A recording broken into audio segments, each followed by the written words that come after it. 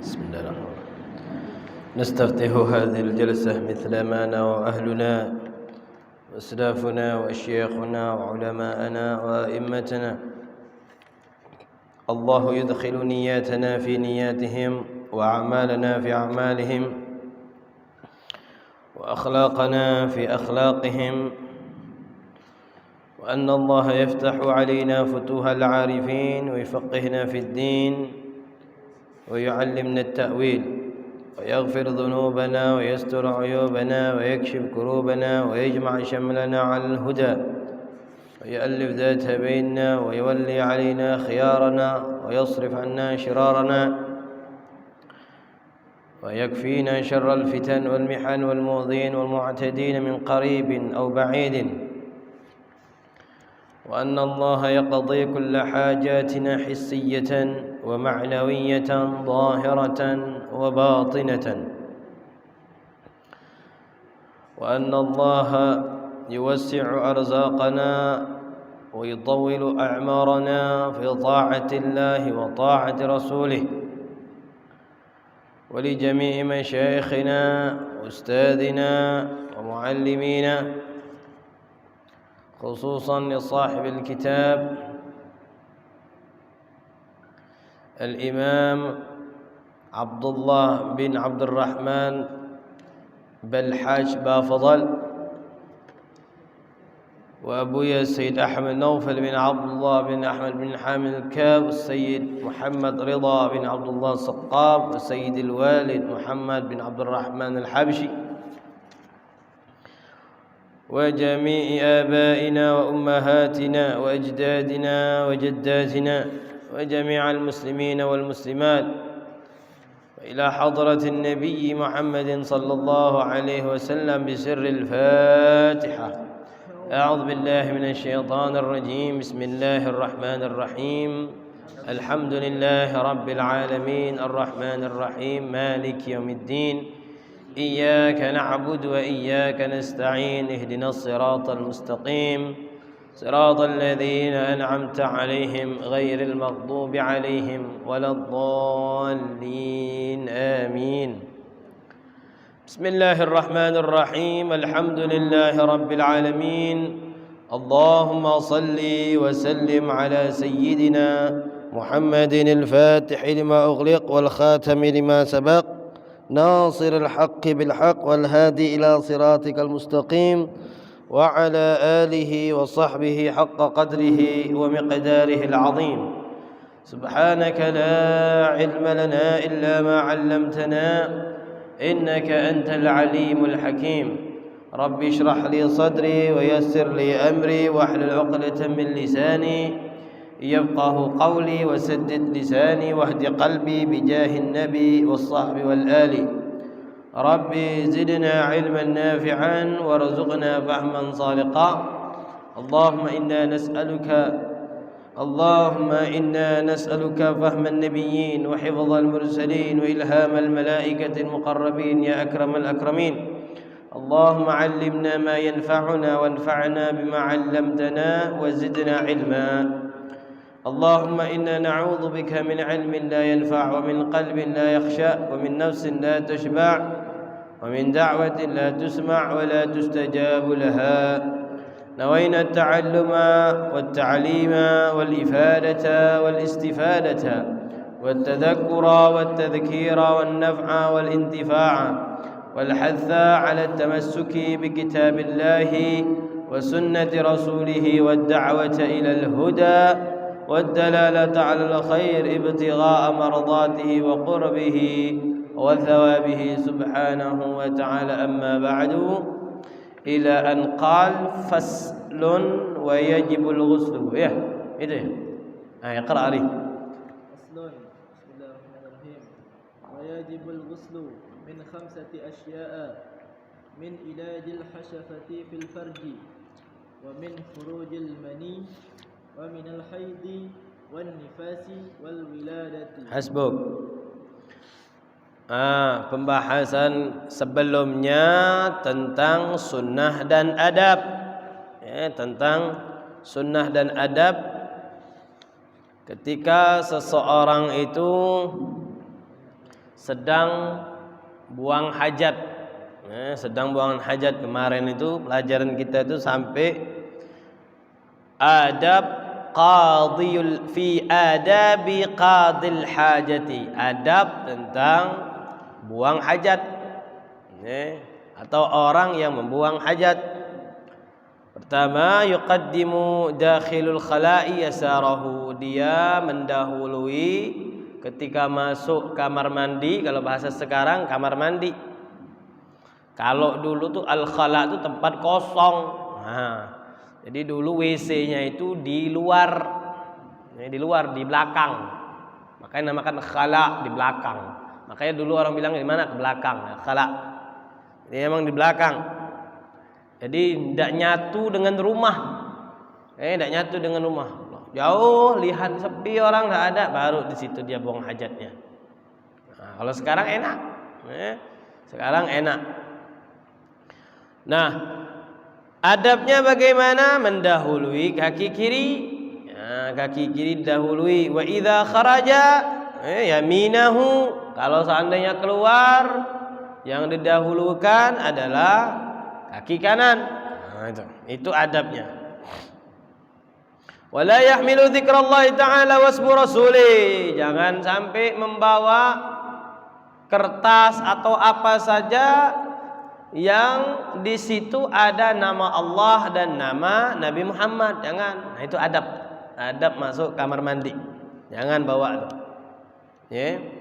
Makanya kalau baju, peci atau apa saja tuh lihat dulu ini ada simbol yang diagungkan Allah enggak? Nah, jangan bawa. Jangan dibawa. Wal Quran juga, kalau seandainya ada Al-Quran jangan. Nah, itu. Kalau seandainya lagi kelupaan. Nah, sekarang kalau kelupaan ya sudah, tutup itu misalnya.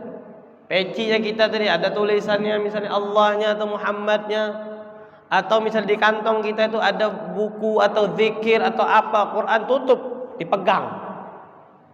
Karena tidak mungkin kita buang hajat tiba-tiba berdiri, naruh lagi, tidak mungkin. Nah, itu justru lebih bahaya. Lebih bahaya, nanti najisnya kemana-mana. Nah, gimana caranya? Lupa tutupin. Dengan tangan tadi itu. Nah, gitu. Sampai selesai. Kalau seandainya bisa setelah buang hajatnya tadi selesai, biar cepat, atau ada yang bisa bantu di luar tadi, titipkan langsung. Lanjutkan lagi qada'il hajahnya tadi, buang hajatnya tadi. Nah, gitu caranya. Jadi jangan sampai membawa hal-hal yang mulia. Wa yughatti ra'sahu, ditutup kepalanya. Nah, jangan kebuka justru, kecuali kalau mandi. Mandi dibuka. Kalau seandainya wudu, buang hajat, baik hajat besar atau kecil, disunnahkan, dianjurkan kalau kita ini pakai kopiah. Kalau tidak ada kopiah, handuk. Kalau tidak ada handuk, tangan. Nih. Kayak gini, lagi buang hajat tuh kayak gini. Nah, seperti itu. Wa yughatti ra'sahu wa yab'ud wa yastatir. Nah, kalau dulu tuh bukan seperti sekarang tertutup. Jadi cari supaya terhalang dari penglihatan orang lain. Jangan jangan sampai orang lihat. Ini gambarannya dulu. Kalau sekarang udah enak, aman dah. Cari posisi yang agak jauh, jangan yang terlalu dekat, sehingga nggak mengganggu aroma yang keluar tadi, dan juga nyari tempat yang paling aman untuk jangkauan dari dilihat orang. Nah, itu. Kalau sekarang tinggal kunci aja pintu, blok. Kalau di daerah kampung masih nih. Daerah kampung, enggak tahu kalau kampung di daerah Riau ini. Kalau waktu saya masih mondok dulu daerah Jawa Barat, mereka itu bikin sumur, sampingnya tempat mereka buang hajat dan mandi. Separuh aja. Jadi dibikin kayak ditutup sama apa namanya itu, karung beras tuh. Nah, ditutup kayak gitu aja. Jadi kalau berdiri nampak. Iya. berdiri nampak, nggak ada kebuka, nggak ada ketutupnya sama sekali, cuman dikasih pembatas saja di sini buang hajat. Nah, itu minimal itu kalau zamannya Nabi itu minimal seperti itu. Minimal seperti itu. Jadi nggak orang tahu, oh ini ada orang buang hajat. Jangan macam kucing. Nah, kucing itu ngelihat aja, kelihatan. Nah, jangan, kita beda dengan binatang, sembarangan. Makanya itu manusia sudah diberikan akal, kok dia buang hajat di tepi jalan, itu mana akalnya? Mana akalnya itu? Buang hajat tepi jalan. Kadang di jalanan itu lihat ada orang, masya Allah, mana malunya itu? Kadang di tempat tumbuh-tumbuhan ada batang, dosa. Di pohon-pohon itu tidak boleh kencing di situ. Makanya di sini disebutkan wala yabulu fima in rakid. Jangan ngencing, buang air kecil di tempat air yang tergenang. Jangan di tempat air yang tergenang tuh. Kalau sekarang musim becek tuh, jangan ngencing sembarangan tuh, gitu. Kalau najis, orang terkena najis, mungkin orang tidak sadar. Orang tidak sadar. Nah, orang yang tidak sadar ini tidak tahu ibadahnya sah, tapi dosanya tadi ke tempat, baliknya kepada orang yang buang hajat tadi. Jadi jangan, misalnya air yang ada di kolam tuh, nah itu kan airnya tidak ngalir. Jangan kencing di situ. Jangan kencing di situ. Makanya di sini kenapa? Lianna Nabi sallallahu alaihi wasallam naha an yubala fil ma'ir rakid. Rawahu Muslim. Karena Nabi Muhammad ngelarang ngencing di tempat air yang tergenang, enggak ngalir. Wa qalilin jarin, juga dilarang juga di tempat air yang mengalir tapi airnya sedikit, jangan juga. Wa juhrin, jangan ngencing di tempat lubang. Wa mahabbirihin, tempat angin. Nanti kena percikan. Wa dhillin maqsudin, tempat orang bernaung. Wa tariqin, di jalanan. Wa tahta syajaratin musmiratin, ngencing di pohon yang berbuah, tidak boleh juga. Wala yatakallam, jangan ngomong. Buang hajat masa ngomong, wudu masa ngomong. Wa yastabri minal baul, istibra itu berdehem atau diurut. Itu dia kemaluannya tadi. Itu namanya istibra, sunnah, adab dan sunnah. Wa yaqulu idza dakhal, nah ketika masuk, bismillah, Allahumma inni a'udzubika minal khubuthi wal khaba'ith. Kita kemarin dah singgung. Yang namanya khaba'ith, khaba'ith itu setan. Aku berlindung dari setan laki-laki dan setan perempuan. Wa idza kharaja, alhamdulillahilladzi adhhaba 'anni al-adha wa 'afani. Didahului ghufranak, alhamdulillahilladzi adhhaba 'anni al-adha wa 'afani. Segala puji bagi Allah Subhanahu wa taala yang menghilangkan dariku segala yang menggangguku dan menjagaku. Itu pembahasan kemarin, biar tidak lupa. Nah, sekarang masuk ke dalam bab hal-hal yang mewajibkan mandi. Mandi ini kan hukumnya kan apa? Hukum aslinya mandi. Apa hukumnya mandi asli? Aslinya mandi itu hukumnya mubah. Hukumnya mandi itu mubah. Monggo-monggo saja. Silahkan saja. Kalau mau mandi silahkan. Tidak mandi juga silakan. Tidak ada perintah harus mandi, tidak ada perintah jangan mandi. Mandi biasa maksudnya. Mandi biasa silakan. Yang penting jangan ganggu aja. Jangan mengganggu apa? Baunya. Nah itu. Kalau sudah seperti itu jadi diwajibkan. Diwajibkan dia mandi. Kenapa? Kalau tidak mandi, dia misalnya sholat Jumat atau sholat berjamaah mengganggu. Jadi jangan dianggap sepele yang seperti itu. Misalnya kita nih, badan saya ini agak punya aromanya misalnya. Agak punya aromanya. Kalau saya sholat, pasti nih jamaah yang lain terganggu. Maka diperintahkan dia itu mandi. Atau minimal dia pakai parfum atau apa supaya menghilangkan aroma yang menempel tadi. Jangan, aku kan mau ibadah juga. Jangan mementingkan dirinya sendiri tapi orang lain rusak. Wajahnya orang sebelah langsung bersungut-sungut. Ngapain ini? Mana-mana. Ya, apalagi kalau seandainya tempat ibadahnya tadi masjid atau mushola tertutup. AC masya Allah kenceng. Wah sudah muter-muter di situ semua. Wah, dari ujung ke ujung baunya, masya Allah. Sampai imamnya salah-salah bacanya. Kenapa? Gara-gara nahan fokus dengan bau tadi imamnya bacanya salah. Nah, jangan dosa jadinya. Jadi hukumnya mandi itu asalnya mubah, tapi bisa menjadi wajib, bisa menjadi wajib. Di antaranya ini nanti yang kita akan bahas ini. Ini hal-hal yang mewajibkan mandi. Kadang hukum mandi itu sunnah, dianjurkan mandi. Jadi kalau mandi dapat pahala. Tidak mandi sudah rugi, dia dapat bonus pahala. Makanya dianjurkan. Seperti apa? Mandi di hari Jumat yang mau sholat Jumat. Nah, jadi kalau mandi Jumat itu khusus untuk orang yang mau sholat Jumat. Nah, kadang disunnahkan mandi walaupun misalnya perempuan tadi dalam keadaan haid, nifas misalnya, tetap disunnahkan mandi. Jadi mandinya pada saat itu ibadah dan dianjurkan justru mandi. Karena yang namanya orang yang haid, orang yang nifas itu tidak boleh melakukan ibadah. Tidak boleh dia melakukan ibadah. Baca Quran mana boleh? Baca Quran mana boleh? Megang Quran tidak boleh.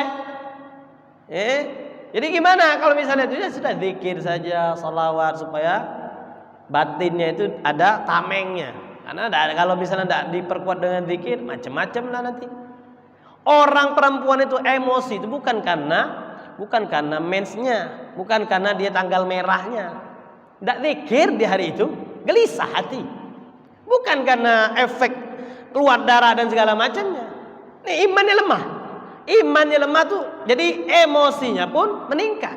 Jadi gampang marah, gampang ini. Makanya supaya untuk menurunkan tensi, kasih tasbih. Nih, baca salawat atau baca zikir, baca kalimat tauhid, tahlil, la ilaha illallah, supaya emosinya itu turun. Nah, bukan karena sebab dia keluar darah dan segala macamnya. Nah, itu. Ya. Jadi dengan dia bentengi dengan zikir tadi, emosinya pun agak turun. Kenapa? Dia ada ibadah pada hari itu. Dan hari-hari sebelumnya itu. Nah. Jadi kadang disunnahkan mandi tadi untuk orang yang laki-laki saja, seperti sholat Jumat. Nah, disunnahkan mandi. Kadang disunnahkan karena harinya, bukan karena mau sholatnya. Karena harinya, seperti di hari raya Idul Fitri, hari raya Idul Adha, itu siapapun disunnahkan mandi. Mau laki-laki, mau perempuan, atau perempuan yang tadi haid atau nifas, disunnahkan mandi, dapat pahala. Jadi aku niat mandi sunnah untuk hari raya, bukan untuk sholat, tapi untuk hari raya. Karena hari raya dapat pahala, walaupun dia haid, walaupun dia nifas. Nah itu. Nah kadang mandi hukumnya makruh. Kadang mandi hukumnya makruh kalau seandainya mandinya dengan cara menyelam. Nah, tapi kapan? Ketika puasa. Puasa saja. Jadi kalau puasa jangan coba-coba nyari kali boom gitu, enggak. Tidak disunnahkan. Bahkan apa? Bisa batal. Nah kalau seandainya masuk air gara-gara sebab itu, batal puasanya. Oh aku tidak sengaja, tidak bisa. Kenapa kamu cara mandinya seperti itu? Nah, jangan ada alasan. Oh nih, karena cara mandinya seperti itu, akhirnya masuk air, batal puasanya. Nah, itu. Haram. Kalau seandainya dia mandi tapi airnya bukan air miliknya, punya orang lain, diambil. Nah, makanya kalau wudhu misalnya, enak kalau misalnya Di tempat Indonesia, di Indonesia ini enak, air sudah disiapkan. Di musola, di masjid sudah ada disiapkan sama pengurusnya, tinggal enak. Tapi kalau seandainya kita mau wudu, mau mandi, tengok di depan rumah tetangga ada ambil air, kita ambil saja, haram. Kita ini kan mau ibadah, wudu itu ibadah, mandi wajib itu ibadah. Jadi wudu itu dapat pahala terus tuh. Selagi kita berwudu tuh dapat pahala. Begitu juga misalnya kita mandi tuh, selama kita mandi itu dapat pahala karena itu ibadah. Nah, tapi jangan dicampur dengan yang haram. Apa itu? Tidak izin tadi airnya. Bukannya ibadah. Jadi malah maksiat ngambil punya orang. Nah, itu ya. Atau mandinya tadi untuk ibadah. Misalnya dia dalam keadaan haid. Nah, haid, saya mau mandi untuk mengangkat haid. Mana bisa? Kenapa? Darah haidnya belum berhenti. Nah, ini hukumnya malah justru mandinya tadi tidak sah dan hukumnya haram. Nah, itu cuplikan tentang hukumnya mandi. Jadi hukum mandi ada 5. Ya, ada 5. Nah, sekarang pembahasan hukum mandi menjadi wajib. Yang terakhir, hukum mandi wajib tadi. Ya, kalau seandainya di antara min ilajil hasyafati fil farj. Nah, ini untuk kalau seandainya yang punya suami atau punya istri, punya suami atau punya istri, masuklah kemaluan tadi. Ini hasyafah itu kemaluan yang namanya helm. Nah, itu hasyafah. Hasyafah. Min ilajil hasyafati fil farji, masuknya helm tadi ke farj, ke kemaluannya perempuan, walaupun sedikit, walaupun cuma nempel sudah wajib mandi. Oh, ini bukan belum masuk semuanya, walaupun sudah masuk sedikit itu sudah mewajibkan mandi.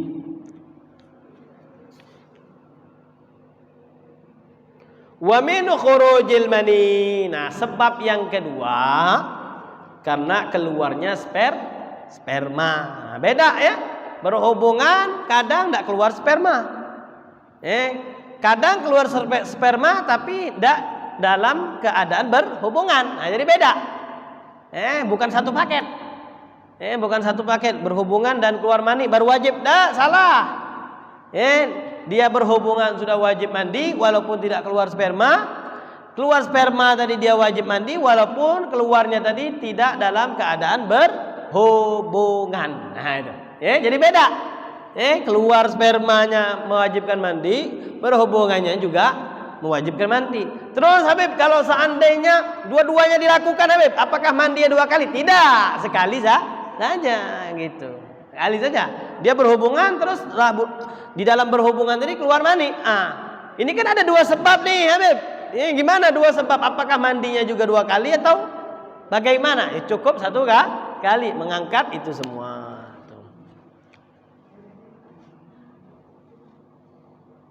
Nah, tentang cairan ini, tentang cairan yang ada di kemaluan itu ada apa? Ada macam-macam katanya.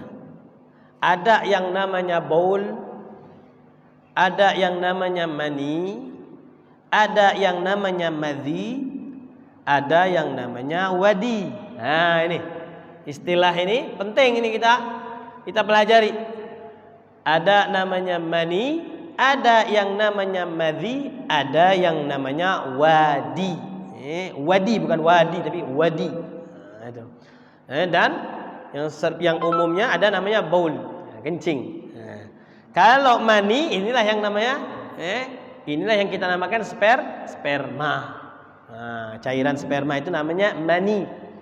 Ada lagi namanya madhi. Nah, enggak tahu kalau istilahnya bahasa Indonesia ada enggak istilahnya? Ada yang paham enggak itu? Kalau madhi itu apa bahasa Indonesia ya? Ada yang tahu? Jadi madhi ini berbeda sifatnya dengan mani. Kalau mani itu dia cairan yang kental, terus warnanya apa namanya? Keruh. Warnanya keruh. Putih itu putih keruh, bukan putih bening. Nah, gitu. Berbeda dengan madhi. Madhi ini cairannya kental tapi bening. Nah, ini. Ini kapan katanya? Di sini disebutkan definisinya. Al-madhi huwal ma'ul abyad, air yang putih ar-raqiq, dia tidak terlalu kental seperti mani, dia kental tapi tidak seperti mani. Al-lazid al-kharij 'inda syahwah. Keluarnya madhi ini ketika syahwat lagi di awal-awal. Syahwatnya lagi di awal-awal, bukan di puncak, tapi di awal-awal. Nah, kadang keluar. Nah, ini kalau keluar yang seperti itu, dilihat bentuknya tadi, cairannya bening, ini namanya madhi. Nah, hukumnya harus tahu kita. Kenapa dibahas ini? Biar tahu hukumnya. Bukan artinya ini bahas apa, ini tidak pantas apa. Kita bahas tentang hukumnya. Kalau seandainya terjadi yang seperti ini, nah dikatakan bahwasanya ini hukumnya najis. Kalau keluar ini najis. Hukumnya sama seperti kencing, air seni. Nah itu. Jadi modelnya, sifatnya madhi ini, dia bentuk cairannya kental tapi tidak terlalu dan bening. Dan keluar begitu saja. Tidak seperti mani. Nah, mani itu tahu. Nah, yang tahulah. Dan setelah keluarnya madhi ini tidak seperti mani. Kenapa? Kalau mani orang keluar pasti lemes badannya. Kalau ini tidak, biasa saja. Nah, hukumnya najis, hukumnya najis. Ada lagi yang namanya wadi. Wadi ini cairan putih tapi keruh. Cairan putih tapi keruh. Dia enggak bening, keruh dia. Nah, katanya di sini disebutkan yushbihu al-mani fi tsakhanah katanya. Mirip mani katanya. Tentang kentalnya itu mirip mani, mirip.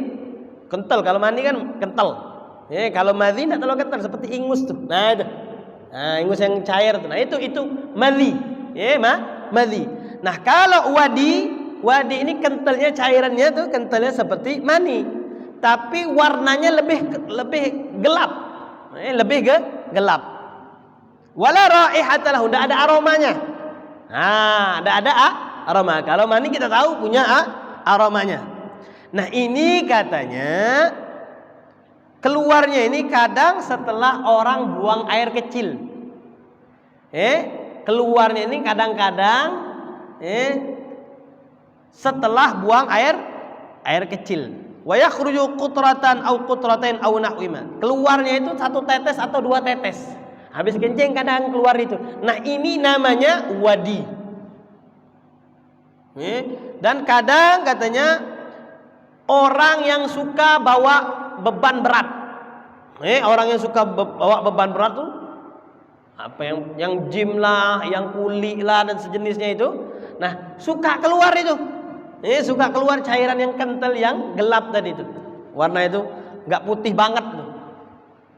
Nah, ini namanya wadi. Nah, ini disebutkan wadi dan madhi hukumnya najis dan membatalkan wudu. Nah, kalau keluar nih batal wudunya. Nah, ini yang kita bahas. Tapi tidak mewajibkan mandi. Tidak mewajib. Jadi jangan, ini apa nih cara kental nih? Jangan. Nah, kenali sifatnya. Itu maksudnya, kenali sifatnya. Lihat sifatnya nih. Apakah ini sifatnya mani atau sifatnya madhi atau wadi? Kalau madhi dan wadi berarti dia najis, membatalkan wudu, tapi tidak mewajibkan mandi. Kalau madhi dia suci. Mani maksudnya. Mani itu suci. Tidak membatalkan wudu. Tidak membatalkan wudu. Keluarnya, kalau seandainya keluarnya mani tadi, tidak membatalkan wudu, tapi mewajibkan mandi. Nah, itu. Ada pertanyaan enggak ini? Ada yang mau bertanya enggak? Sebelum kita lanjutkan. Kalau tidak ada, di antara asbabnya yang mewajibkan mandi yaitu minal haidhi wa minal haidhi. Ya, ini khusus untuk perempuan. Wan nifasi juga khusus untuk perempuan. Wal wiladati juga khusus pada perempuan. Jadi yang awal ini umum, baik laki-laki atau perempuan. 3 akhir khusus untuk perempuan. Jadi jangan dikira perempuan juga enggak keluar mani juga. Nah, itu makanya harus tahu. Jadi apa yang namanya laki-laki pun dia punya tanggung jawab ngajarin ya istrinya atau anak-anaknya yang perempuan tuh. Jangan sampai lewat gitu aja, los gitu aja. Nah, bahaya tanggungan. Begitu juga perempuan kalau perempuan itu harus tahu dia, ya harus dicek kalau seandainya darah tadi masih keluar gak darahnya. Kalau masih keluar darahnya tidak boleh mandi ibadah, mandi wajib, tidak boleh dia mandi. Kalau mandi biasa bagaimana? Mandi biasa silahkan. Mandi biasa dengan mandi wajib itu yang membedakan apa? Membedakannya. Kalau misalnya ditanya, apa yang membedakan mandi wajib dengan mandi biasa? Anda bisa jawab kan? Niat. Bedanya hanya dengan niat tok. Prakteknya sama. Prakteknya sama. Meratakan yang namanya mandi wajib itu meratakan seluruh badan dengan air dibarengi dengan niat. Nah, kalau seandainya mandi biasa meratakan seluruh badan dengan air tanpa niat, mandi aja sama aja. Nanti untuk kaifiyahnya, untuk dapat pahalanya lebih besar, lebih afdal, dapat pahala sunnah, nah ikut tata caranya Nabi. Nah itu loh. Jadi mandi wajib itu sama seperti mandi biasa, hanya dibedakan dengan niat. Nah, jadi perempuan yang haid tadi, yang nifas tadi dicek terus. Hari ini gimana nih? Masih nggak keluar darahnya? Kalau keluar darah sudah. Kalau seandainya tidak keluar darah, nah cek. Dicoba di kemaluan itu pakai kapas, pakai apa itu, lihat masih ada nggak merah-merahnya atau coklat-coklatnya. Nah itu harus tahu. Seorang laki-laki harus tahu itu. Jadi walaupun kita tidak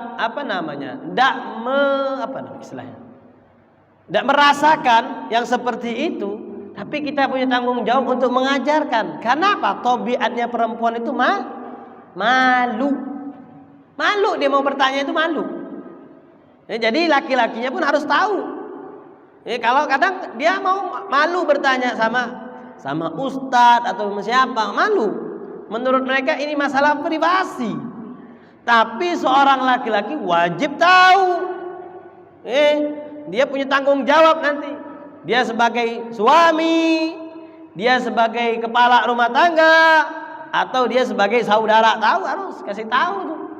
Saudaranya, adiknya, kakaknya, istrinya, nah, harus tahu. Jadi jangan sampai tidak tahu, nanti apa takutnya istri sembarangan. Berapa banyak orang ngomong, aku ini masih haid. Padahal itu bukan haid, karena haid itu ada waktunya. Kadang orang berpikir setiap darah, kalau keluar darah pasti haid. Padahal tidak semua seluruh darah itu haid. Ada yang namanya istihadah. Nanti dikira sudah 40 hari keluar darah terus. Wah, aku haid gitu. Haid 40 hari, ngimpi. Mana ada haid sampai 40 hari? Haid itu paling banyak berapa? 15 hari. Coba bayangkan.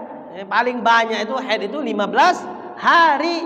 Jadi gimana kalau seandainya di hari ke-16, 17, 18 terus? Itu bagaimana darahnya itu? Dihukumi istihadah. Istihadah. Jadi bagaimana kalau istihadah? Kalau begitu dia mandi dulu, mandi wajib, karena sudah masuk ke hari ke-16, maka dia wajib mandi. Setelah mandi dia lihat apakah darahnya masih keluar atau tidak. Kalau darahnya masih keluar, jangan dulu langsung berwudu.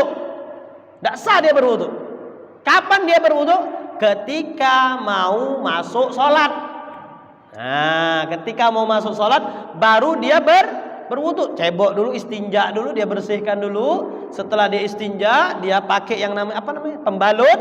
Setelah itu baru dia wudu. Walaupun setelah itu keluar lagi darah, sholatnya tetap sah. Nah, itu penting yang seperti itu. Kadang tidak perhatian, tahu-taunya keluar darah dia tidak sholat. Kenapa tidak sholat? Haid katanya. padahal bukan haid.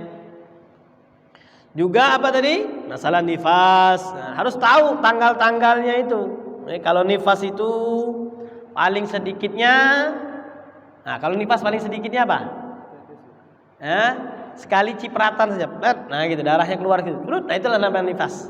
Itu paling sedikitnya. Paling sedikitnya. Umumnya sekarang. Umumnya nifas itu 40 hari umumnya. Biasanya maksudnya. Biasanya 40 hari. Paling banyaknya maksimum orang yang keluar darah nifas itu 60 hari, 22 bulan. 2 bulan. Artinya kalau sudah lebih dari 60 hari, 61 hari, nah ini harus mandi walaupun masih keluar darah. Nah, itu. Begitu juga haid tadi. Haid paling sedikitnya 1 hari, yaumun wa lailatun. Umumnya 6-7 hari, paling banyaknya 15 hari. Ada pertanyaan? Berapa menit lagi? Berapa? 14 menit lagi. Ada pertanyaan?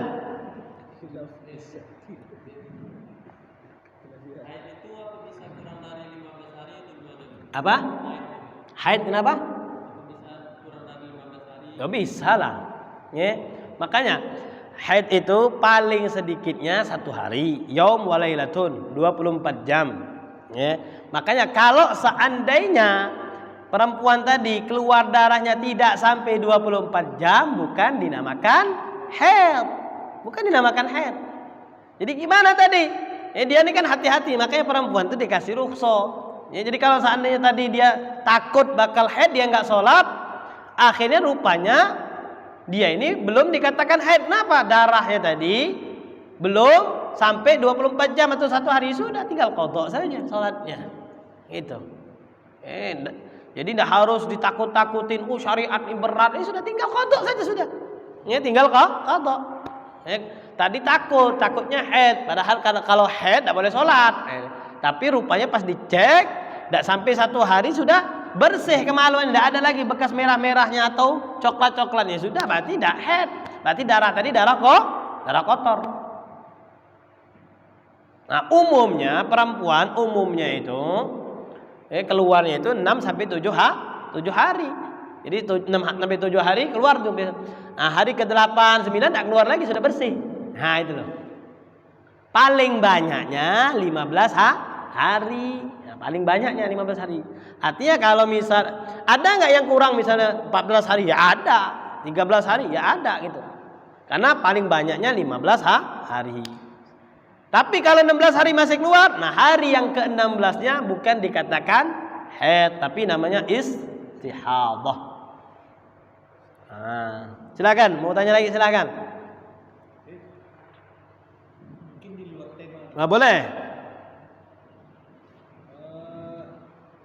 Tentang sholat.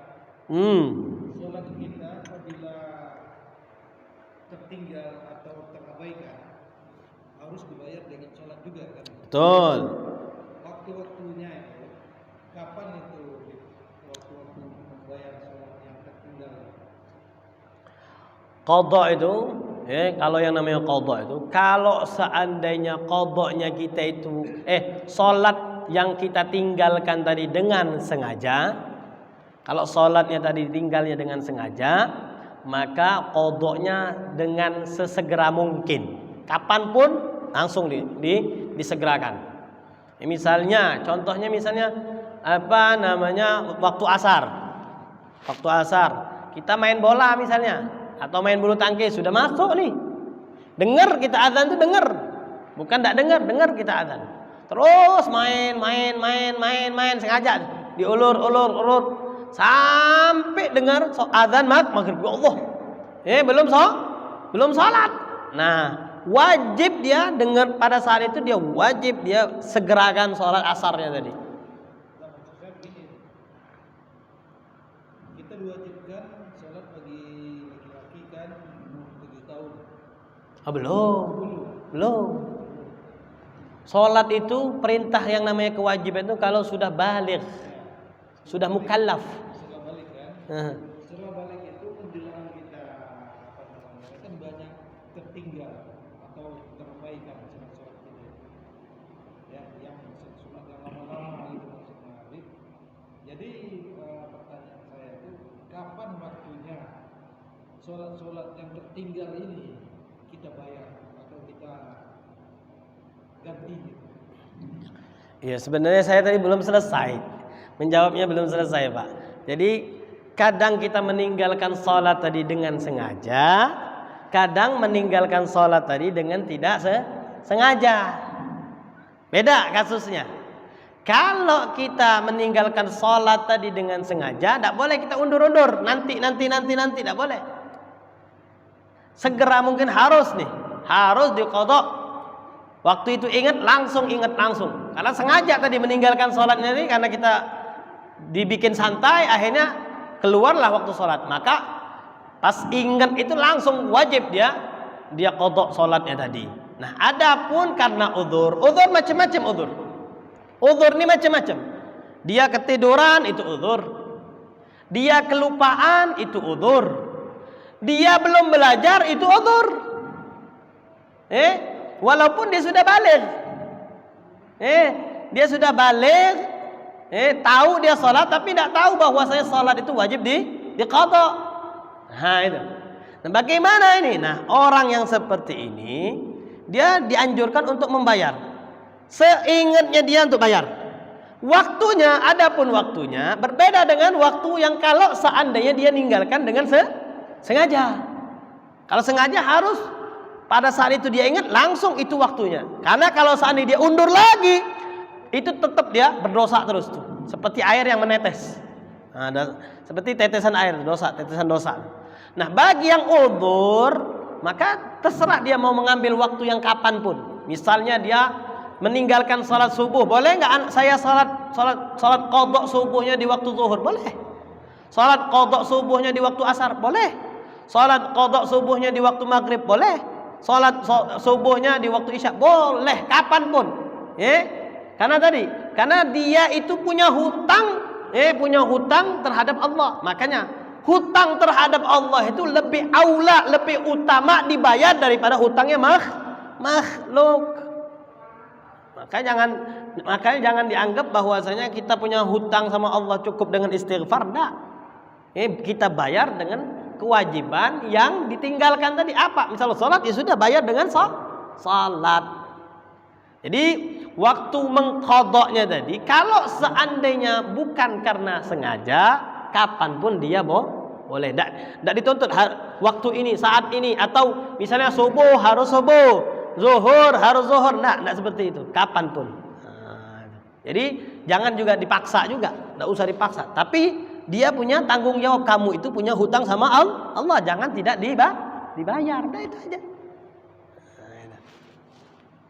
Insyaallah jelas tadi ya. Ada lagi? Silakan. Ya. Waktu Jumat pas mimbar naik atas mimbar kan tidak boleh bicara deh.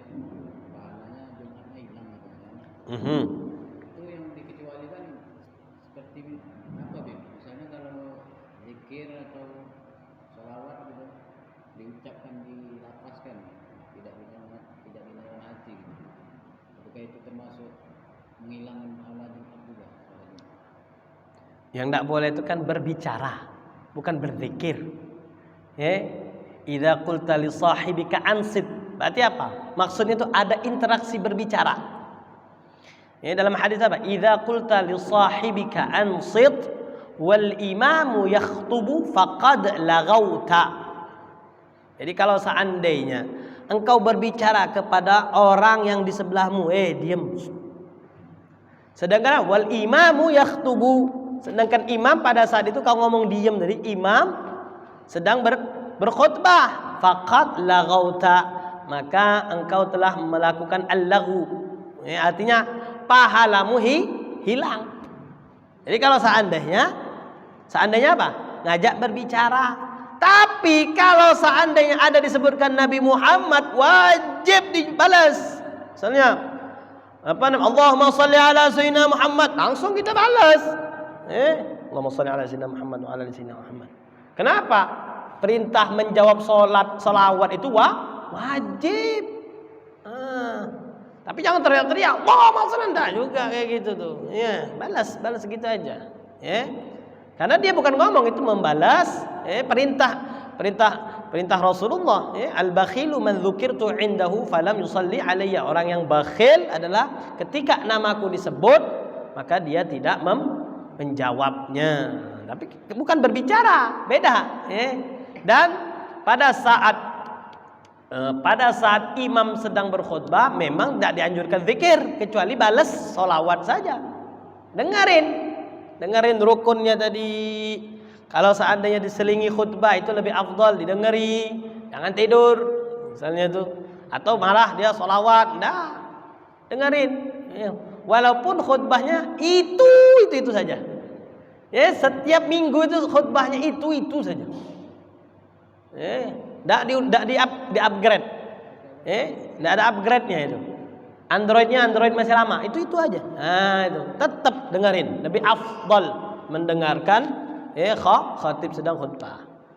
Nah itu. Jadi yang dilarang itu kalau seandainya khatib sedang khutbah, innal hamdalillah nahmaduhu itu. Ya. Ada lagi? Ibu-ibu ada pertanyaan? Berapa menit lagi? 4 menit lagi. Coba baca matannya dulu. Baca matannya. Faslun furudul ghusli. Baca matannya dulu.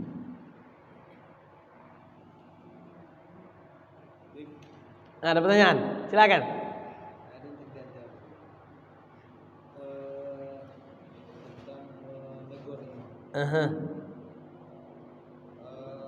Imam itu sujud pertama sudah membaca tahiyat akhir.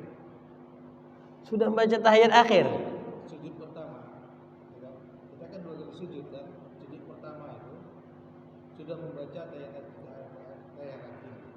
Jadi karena beliau itu imam itu membaca tahiyat akhir, kapan kita menegur subhanallah? Sewaktu dia selesai membaca assalamualaikum atau sewaktu dia masih membaca tahiyat akhir?